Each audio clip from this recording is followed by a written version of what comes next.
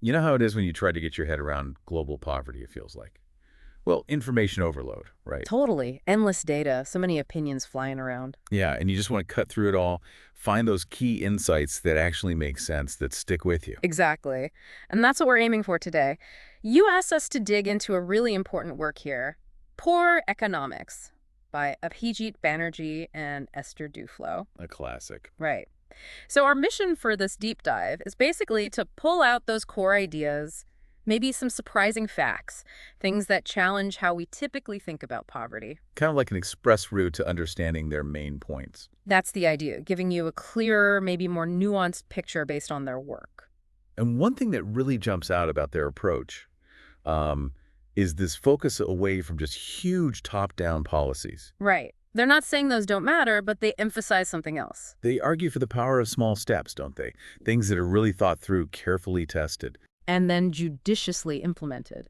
It's about accumulating progress through these smaller evidence-backed actions. Which feels quite different from a lot of the big pronouncements we sometimes hear about development. It is. Their big thing is evidence. Let's see what actually works on the ground before we jump to massive conclusions or roll out huge programs. It's more granular. Okay, so let's get into some of those assumptions they challenge. The idea of poverty traps, for instance.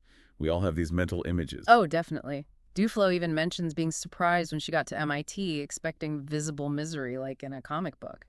And Banerjee, thinking about kids in Calcutta who seemed, well, poor, but also had time to play marbles and were better than him at it. It shows how easily we reduce complex lives to simple cliches, doesn't it?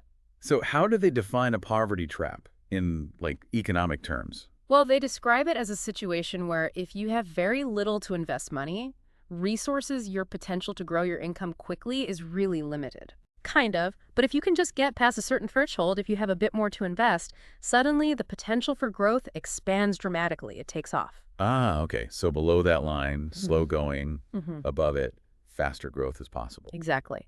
And they contrast that with a different idea. Maybe the poorest actually have the highest potential for growth initially, which then slows down as they get richer. In that case, there wouldn't be a trap in the same way. And they use diagrams, graphs to show this. Yeah, the shape of the curve is key. One looks like an S shape, or at least a curve that starts flat and then shoots up. That's the poverty trap idea. Right. The other might start steep and then flatten out. Keeping those shapes in mind helps understand their arguments later on. So the big takeaway is that progress is possible, despite how complex poverty seems. It's about these smaller, targeted, evidence-based steps. Precisely. It's not one single problem needing one giant solution. It's many specific problems. Okay, let's tackle another common idea. If someone's really poor, gets a bit extra cash, surely they spend it on food, right? Yeah. More calories. That's what feels intuitive, absolutely. But here's a really interesting finding they discuss. A study back in 1983 in Maharashtra, India, very poor families living on less than $1 a day then. Okay.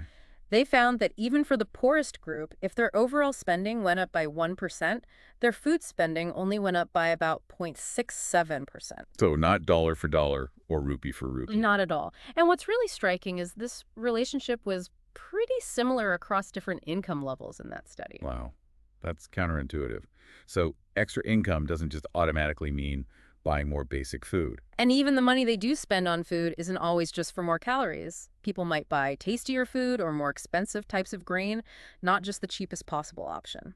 So it challenges that simple picture of hunger being purely about quantity. It does. It suggests quality, taste, and preference play a role even at very low income levels. What about the link between eating more and being more productive? You know, the idea that you need food to work effectively. They look at that too. They use this idea of an inverted L-shaped curve, meaning the biggest productivity gains from eating more happen when you're starting from very low levels of food intake. Once you get to what might be considered enough calories, The extra impact gets smaller. exactly, the curve flattens out. There isn't a sudden massive jump in productivity once you cross some threshold of enough calories. So for many people already eating a certain amount, just eating more might not be the key to unlocking massive productivity gains. Right. It suggests maybe the issue isn't always just the quantity of calories keeping people poor. What else could it be then? Well, they point towards food quality. particularly micronutrient deficiencies lacking essential vitamins and minerals. That could be a bigger factor for health and productivity than just sheer calorie count for many. That makes sense. Yeah. Which leads us nicely into early childhood nutrition. The impact seems huge there. Absolutely critical. They talk about a potential S-shaped link again. A child's nutrition early on linked to parental income can dramatically affect their future earnings as an adult. So good nutrition early on isn't just about health then, it's an economic A investment. massive one. The benefits compound over a lifetime. Do they have examples of how much difference it can make? Oh, yeah. Deworming kids in Kenya really stands out. What did they find? Kids who got deworming treatment for 2 years instead of 1, their estimated lifetime income gain was over $3,200, adjusted for purchasing power. That's huge. And the cost. That's the other incredible part. Deworming is cheap, like just over $1 per child per year in that Kenyan context. Wow. Same for things like iodized salt in India, pennies per packet. Or fortified fish sauce in Indonesia, maybe $7 a year. Tiny costs, potentially enormous long-term gains. It really highlights the specific low-cost health interventions.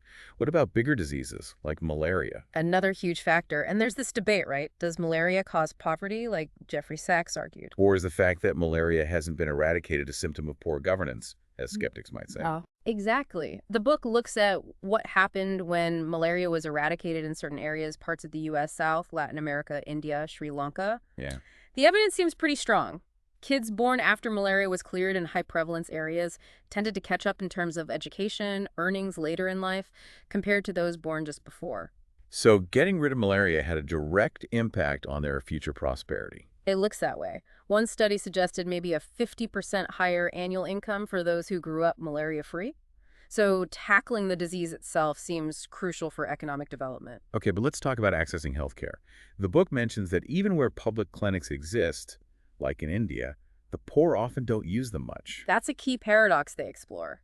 You have this infrastructure subcenters, primary health centers, but utilization by the poor is often low. They prefer private doctors, Hmm. or even traditional healers. Often, yes. Research in Udaipur, which they discuss a lot, found most healthcare visits by the poor were actually to private providers, even though they're more expensive. Public facilities were much less used. Why is that? Is it the quality of care? They mentioned this 3-3-3 rule. Yeah, the quality findings are pretty sobering. That 3-3-3 rule, 3-minute visits, maybe 3 questions asked, 3 medicines given out. Doesn't sound great. It isn't. And often little examination, few referrals. Worryingly, they found quality was often worse in the public sector. Less time spent, fewer checks, similar issues seen elsewhere too. So maybe it's rational then to seek private care, even if it costs more. It could be. Plus, there might be a belief that injections, which private providers might give more readily, are more effective, even for minor illnesses. Because you feel something immediately. Perhaps, and understanding complex health advice is hard.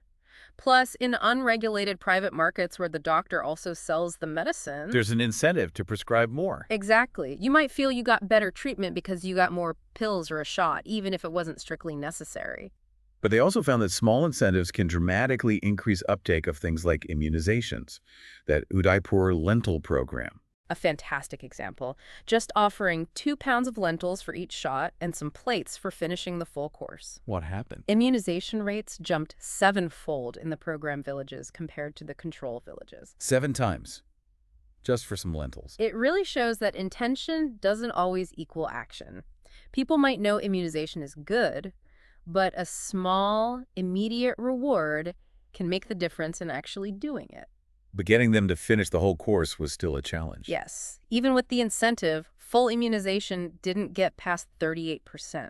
People started, but didn't always follow through for all the doses. Why not? It highlights that present concerns often outweigh future benefits, even quite significant ones. Life is demanding, and remembering future appointments, taking time off work. It's hard. Let's shift to education. Again, schools might be available, often free, but enrollment and completion are still major issues. Right. They tell that story of the mother who only sent her daughter to work after she dropped out. And other kids in the family just weren't interested in going, even though the school was there. It's not just about supply then. No. And parental expectations seem key. They talk about parents perhaps perceiving the returns to education as S-shaped. Like we discussed with health. Low returns early on, high returns later. Potentially, yeah.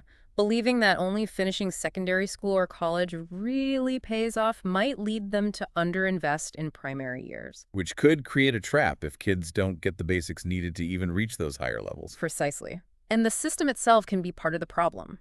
They critique how some systems, often legacies of colonial times, focus on training an elite. At the expense of basic learning for everyone else. Kind of. A focus on tough exams for higher education, pressure to have modern curricula with advanced topics, maybe even ridiculously heavy backpacks. I remember reading about that weight limit. Right. It can distract from ensuring all kids master fundamental reading and math. And teacher expectations. That sounds worrying, too. Very. Findings suggest some teachers have low expectations for poor children, a sense of fatalism like these kids can't learn. The PROB report in India found teachers reluctant to work in poorer villages, feeling disconnected, believing the children weren't capable. That's a huge barrier. But there's hope. That example of Ethiopian children in Israel. A really powerful counter-narrative. These kids came from incredibly disadvantaged backgrounds, parents with little or no schooling. And in Israeli schools. They largely caught up academically with their Israeli peers over time. It shows what schools can achieve, overcoming initial disadvantage, if the conditions are right. So what's the author's suggestion? Scaling down expectations. Not lowering standards, but maybe focusing the curriculum on core competencies, making absolutely sure every child masters the basics, maybe using technology to help tailor learning. Some might say that's creating a two-tier system. They address that. Their argument is that the current system already leaves many kids behind, getting little value. Ensuring everyone gets the fundamentals, even if it means simplifying elsewhere, might benefit the vast majority. Okay, let's move to family size. A touchy subject. Governments historically worried about population being too large. Yes. That Malthusian idea, population growth outstrips resources, leading to poverty. They touch on that, and even Olwen Young's controversial idea about HIV/AIDS in Africa potentially boosting future wealth by reducing fertility. Which turned out not to be accurate about the fertility decline, right? Right. But the core idea that fewer people automatically equals richer people, that's question 2. How so? Well, more people can also mean more innovation, bigger markets, technological progress. Historically, population growth often went hand in hand with increased wealth, not the opposite. It's complex. What about at the family level? Becker's quality-quantity trade-off. The idea that if you have more kids, quantity, you invest less in each one's education and health quality, makes intuitive sense. Oh, that's the evidence. It's surprisingly mixed. Studies looking at natural experiments like having twins or having kids of a certain sex leading parents to have more don't find strong proof that kids in smaller families consistently end up much better educated. Really? Even in poor families? One study in Israel found no negative impact of large family size on education, even among poor Arab families. It suggests the trade-off isn't automatic or universal. What about family planning? Is it about access to contraception supply or people wanting fewer kids? Yeah, that classic debate. But a study in Bangladesh where they provided free contraception did increase usage and lower fertility. So supply matters. Just making it available can make a difference. It seems it can play a really crucial role. Yeah, it's not just about demand. But why do poor families sometimes have many children beyond lack of access? They offer Pak Sudarno's perspective. He wanted 9 kids. Why? He saw them as his old age security. No pensions, no reliable savings options. Children were his safety net. So kids as a form of insurance or a financial asset when other systems are missing. Exactly. A rational choice in a very specific, constrained context. That brings us back to risk. The book stresses how much risk permeates the lives of the poor. It's a constant backdrop, whether for farmers, job insecurity, health shocks, crime, unpredictable officials. Things that might seem catastrophic in rich countries can be almost routine. They had that experience during the 2008 financial crisis, right? Yeah, they were in India hearing dire predictions from the World Bank about the impact on the poor. But on the ground, It didn't seem quite so catastrophic in their observations. Migrant workers seemed surprisingly optimistic, resilient. It suggested maybe the poor are more used to dealing with shocks than we assume. but shocks can still have huge consequences, especially with those S-shaped dynamics. Absolutely. That story of Iotina, the tailor. The theft pushed her business back. Right back into a poverty trap. Below that threshold where she could invest and grow, a single bad break can have permanent effects if you're operating right on that margin. Which makes insurance seem vital. But it's hard for the poor to access or use. It is. Understanding policies, trusting providers, and small things matter. Like just having someone visit your home to explain insurance or doing a baseline health survey could significantly increase uptake. So it's not that they don't get the concept. Farmers understood weather insurance. They understood it, yeah. But understanding doesn't automatically mean buying it, especially initially. Trust and simplicity seem key. Okay, microfinance. Often hailed as the solution, right? Giving small loans. It's had huge visibility. The idea is simple. Bypass moneylenders, give affordable credit, let people start businesses, escape poverty. Sounds good, but the book is more cautious. It raises questions. Access to formal bank loans is definitely terrible for the poor. They rely on informal sources, relatives, moneylenders often at crazy interest rates like 40%, 100%, even more. So microcredit offered a better deal. With cramped lending, social pressure. Often, yes. Lower rates than moneylenders and innovative models led to pretty low default rates initially. It seemed revolutionary. But the long-term impact on actually reducing poverty. That's where the evidence gets murky. Despite its massive scale, rigorous studies showing a large, sustained impact on poverty reduction across the board are surprisingly scarce. And there were problems, like that crisis in Andhra Pradesh. Yes, in 2010, allegations of coercive recovery practices by some MFIs led to a government crackdown. It showed the potential downsides. Yet some founders, like Padma Reddy of Spandana, still see value. Her view is interesting. She felt it gave the poor a way to imagine a better future, to have projects, to work towards something. Even if the pure economic lift wasn't always dramatic, that hope and planning aspect was important. Let's talk savings, those unfinished houses you see everywhere. Right. It often points to irregular income, the difficulty of saving up lump sums needed for big steps like finishing construction. Not necessarily a lack of desire to save or improve things. Exactly. The book pushes back hard against that old stereotype of the poor being inherently present-focused or lazy. So why is saving harder? Well, besides irregular income, they lack the automatic mechanisms. Many richer people have payroll deductions, easy bank accounts. Managing finances takes immense mental effort when you're juggling so many daily pressures. Behavioral economics comes in here too. Procrastination, defaults. Yes. The poor are human. Like everyone, they're susceptible to putting things off. Small hurdles can seem big. But small nudges can help. Seems so. Things like automatically renewing a commitment savings account or sending simple SMS reminders for goals. These can make a real difference in helping people follow through on their intentions to save. What about entrepreneurship? You mentioned high rates of business ownership among the poor. Surprisingly high, higher rates of non-farm business ownership than in many rich countries sometimes. Tarun Khanna called it billions of entrepreneurs. But are they all entrepreneurs in the way we usually think risk-takers, aiming for high growth? Probably not. Yeah. The book suggests many run businesses out of necessity. They stay small, maybe aren't very profitable. It's often more about survival or coping with unemployment than scaling up. They contrast this with that village near the zinc factory. Right, where the arrival of stable factory jobs created a positive cycle. People invested more in their kids' education, prospects improved across generations. So a good, steady job can be more transformative than just encouraging microenterprise. The evidence they cite suggests yes. Factory jobs in rural areas boosted wages more than agricultural improvements, especially for the poor. And the impact on families. More spending on health, education, a shift in outlook. That study on Mexican kids' height taller if their mothers worked in maquiladoras shows the powerful physical effect stable employment can have on child development. Finally, institutions and governance. Getting back to the bigger picture. Crucial. The poor often struggle to access basic amenities, clean water, sanitation that depend on effective government. Markets alone can't solve everything, especially with externalities like pollution or under-immunization. But holding governments accountable is hard. Much harder than deciding not to buy from a shop with bad service. Yet, they show evidence that even imperfect democratic reforms, like village elections in China, can lead to better local governance over time. Although politics can also make things worse. Ethnic divisions. Yes, they cite Uttar Pradesh in India, where ethnic politics seemed linked to lower quality candidates and more corruption. But good policies can change things, create demand for better governance. Absolutely, like the Progresa program in Mexico. When people saw tangible benefits from the government, they started engaging more, demanding more. It can create a virtuous cycle. So where do Banerjee and Duflo land on the big debates, like Sachs versus Easterly?